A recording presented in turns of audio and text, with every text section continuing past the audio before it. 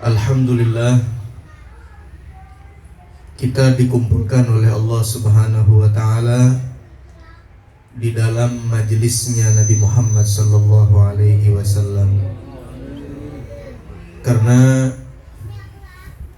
setiap majelis yang di dalamnya dibacakan salawat kepada Nabi, dikatakan oleh para ulama, maka akan keluar dari dalam majelis itu aroma yang sangat harum.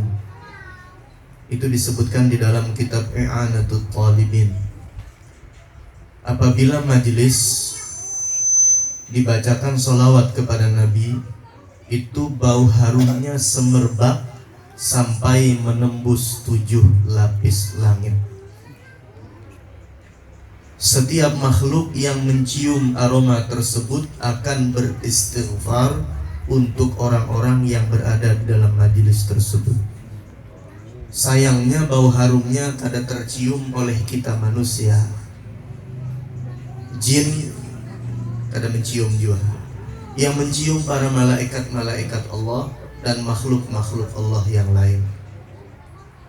Andai kata dalam satu majelis itu satu orang aja yang bersolawat, maka semua yang di dalam majelis itu memperoleh kebaikannya. Walhamdulillah. Salawat kepada Nabi itu adalah syaikhu man la syaikhalah, guru bagi orang yang tidak memiliki guru. Jadi seandainya pian bersolawat saja kepada Nabi sallallahu alaihi wasallam, pian istiqamahkan salawat kepada Nabi, andai kata kita tidak berkesempatan untuk menuntut ilmu, bukan melalaikan menuntut ilmu, tapi memang ada kesempatannya, maka cukup dengan salawat itu Allah akan mengilhami kita ilmu-ilmu sebagaimana orang-orang yang mendapatkan ilmu dari menuntut ilmu. Allah ilhami ilmu, di sana ada ilmu ladun. Ilmu-ilmu itu ada di dalam genggaman Allah Subhanahu wa Ta'ala. Dan Nabi Muhammad itu satu-satunya pintu untuk sampai kepada Allah Subhanahu wa Ta'ala. Ya Muhammad, anta babullah wa kullu man ata min ghairika la yadkhulu. Wahai Nabi Muhammad, engkau itu pintu Allah, engkau itu pintuku, ujar Allah. Maka siapa saja yang masuk tidak melalui pintumu, wahai Nabi Muhammad, maka tidak akan bisa masuk. Ada orang menuntut ilmu, dan orang yang menuntut ilmu itu salawatnya banyak kepada Nabi, ta'alluq, ikatan kuat hatinya dengan Nabi, maka mendapatkan ilmu lebih daripada orang yang tidak erat ta'alluqnya dengan Nabi. Ada santri umpamanya, ini salawatnya banyak kepada Nabi, yang satunya biasanya. Maka walaupun berguru dengan guru yang sama, mempelajari ilmu yang sama, beda yang didapatkan. Karena salawat itu salah satu guru yang akan menyampaikan kita kepada Allah Subhanahu wa Ta'ala. Itulah kenapa para sahabat-sahabat Nabi itu diangkat derajatnya oleh Allah,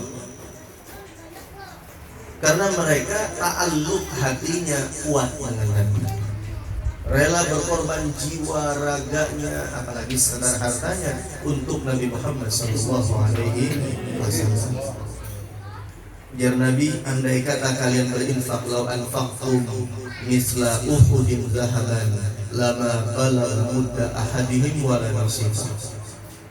Andai kata kalian berinfak berupa emas sebesar gunung Uhud, diinfakkan di jalan Allah Subhanahu wa Ta'ala, dibanding dengan infaknya para sahabat, walaupun segenggam satu mud daripada gandum atau setengahnya, itu tidak bisa menyamai pahala infak yang dikeluarkan oleh para sahabat. Kita mungkin bisa ibadah lebih banyak dari sahabat, bisa bersedekah lebih banyak daripada para sahabat, bisa sholat ribuan rakaat melebihi sholatnya sahabat, bisa berpuasa melebihi puasanya sahabat-sahabat Nabi. Tapi cinta kita tidak bisa mengalahkan cinta para sahabat.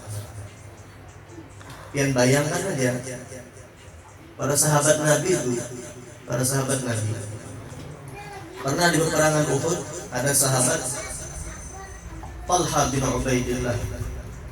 Itu ketika panah mengarah kepada Nabi, awaknya yang dihantayakan. Panah itu kena awaknya supaya kada kena Nabi kita sallallahu alaihi wasallam.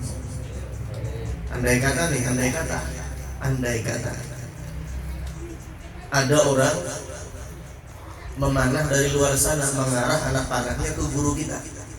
Siapa pun menghadap, sekira kena awak kita, kada kena guru kita. Kalau para sahabat itu sudah dilakukannya untuk Nabi Muhammad. Makanya cinta ini yang mengangkat derajat mereka.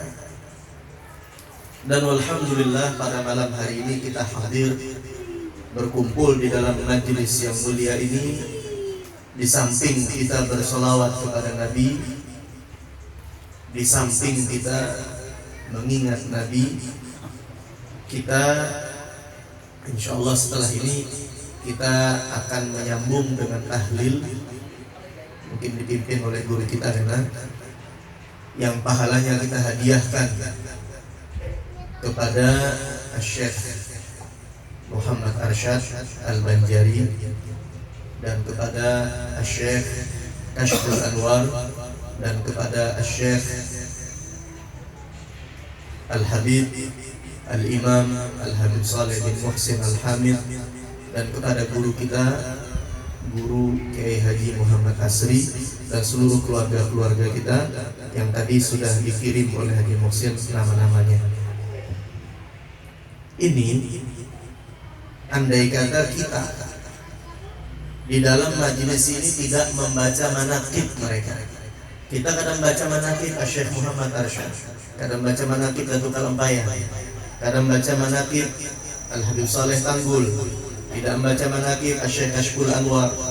Maka dengan kita meniatkan hati untuk berhadiah daripada bacaan Al-Quran, tahlil dan lain sebagainya kepada mereka, maka itu sampai dan ruh kita bersambung dengan ruh mereka. Apa ujar Nabi, al-arwahu junudun mujannada. Arwah-arwah itu bagaikan pasukan perang. Mereka berkumpul, berkelompok-kelompok. Oh, ini ada pasukan A, ini pasukan B, kumpulnya pasukan A semua. Di bawah komando siapa? Maka begitulah arwahnya para orang-orang soleh.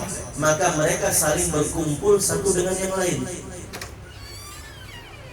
Ruhnya Syekh Muhammad Arsyad Al-Banjari itu akan berkumpul dengan arwah orang-orang yang seperti beliau.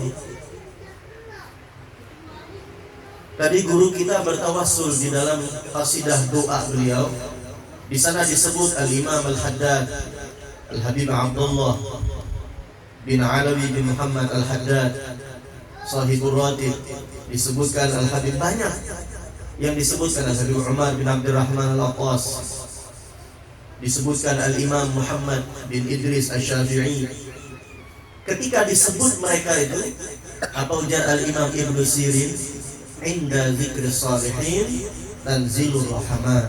Ketika disebut orang-orang saleh, cukup disebut aja namanya, tanzilur rahmat, Allah turunkan rahmat. Bukan satu rahmat, tapi rahmat, banyak rahmat yang diturunkan. Apa ujar Al-Habib Umar bin Muhammad bin Salim bin Hafid, lau anzalallahu rahmatan wahidatan ala abdihi lakafa. Andai kata kita nih sepanjang hidup kita satu kali aja dituruni oleh Allah Ta'ala rahmat, itu sudah cukup bagi kita. Cukup menghantarkan kita ke surga, cukup memberatkan timbangan amal kebaikan kita. Cukup. Apalagi kita sebutkan Imam Syafi'i, kita sebutkan Al-Habib Umar bin Abdurrahman Al-Aqas, Al-Habib Abdullah bin Alawi Al-Haddad. Mereka itu adalah orang-orang yang dekat dengan Allah. Yang bayangkan derajatnya para ulama, derajatnya para ulama daripada umat Nabi Muhammad ini. Apa ujar Nabi? Ulama ummati ka anbiya'i bani Israil. ulama-ulama dari kalangan umatku itu, ujar Nabi, derajatnya sama dengan derajatnya para nabi-nabi dari kalangan Bani Israil. Bayangkan ya, derajat para ulama itu sama dengan derajat para nabi daripada Bani Israil. Yang kita sebut para ulama, yang kita hauli para ulama, apalagi mereka bukan sekedar ulama, tapi ulama ul-amilin minal muqarrabin, orang-orang yang dekat dengan Allah. Itu ibarat kipas angin itu sumber anginnya ada di situ.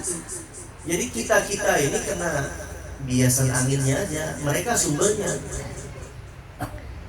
Bayangkan Al-Imam Al-Habib Abdullah Al-Haddad, beliau Al-Habib Abdullah Al-Haddad itu gelarnya Qutbul Irsyad wa Ghausul Ibad wal Bilad. Beliau salah satu wali kutub. Bahkan kalau kita baca Ustaz di kitab Bughyatul Mustarsyidin, itu beliau termasuk mujaddiduddin, salah satu mujaddidnya agama ini. Ujar Nabi kan setiap 100 tahun itu Allah mengutus satu orang sebagai mujaddid daripada agama ini. Para ulama yang di zaman Al-Imam Al-Habib Abdullah Haddad itu sepakat bahwa beliau termasuk mujaddidnya, pembaharunya. Jadi itu setiap 100 tahun sekali ada. Tapi untuk yang di zaman-zaman kita ini sudah ada kelihatan. Kalau para ulama dulu itu memastikan, di antaranya Imam Al-Ghazali, di antaranya Al-Imam Asy-Syafi'i, itu mujaddid semuanya. Orang yang sekelas Imam Al-Habib Abdullah Al-Haddad, sedikit di sini ulun bacakan tentang Imam Al-Habib Abdullah Al-Haddad. Karena manaqib para wali-wali itu kurang lebih aja, kurang lebih. Pian baca manaqib guru sekumpul, pian baca manaqib Datuk Kalampayan, pian baca manaqib guru Bangil, pian baca manaqib Datuk Kashful Anwar, kurang lebih. Nah, kenapa kurang lebih aja? Karena jalan yang ditempuh sama, jalannya kada belain, jalan Nabi Muhammad sallallahu alaihi wasallam. Jadi kalau kita mengikuti jalan mereka, kita akan sampai sebagaimana mereka sampai. Kita tempuh jalan yang guru kumpul, kita akan sampai sebagaimana guru kumpul sampai. Ya, memang terlambatlah sedikit kita.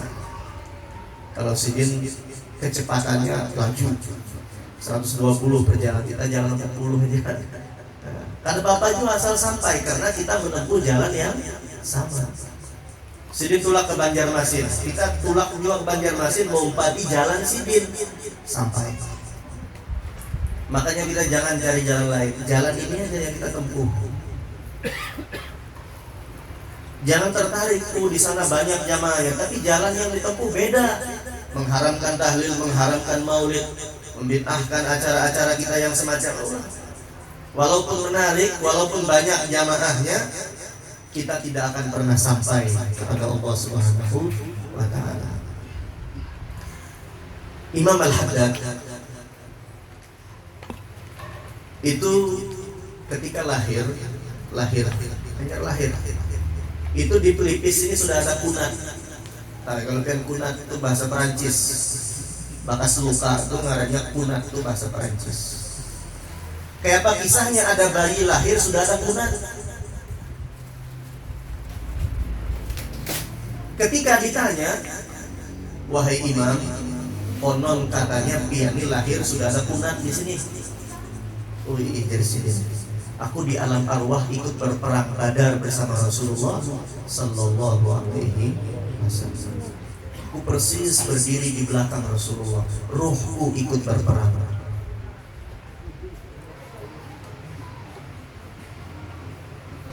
Fa anzalallahu junudan lam tarauha.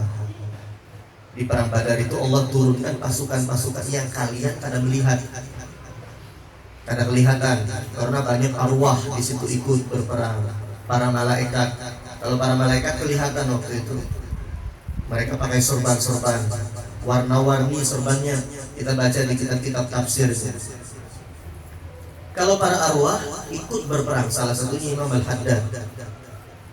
Pian bayangkan apa ujar Imam Haddad? Orang yang mencapai derajat luar biasa Imam Al-Haddad itu.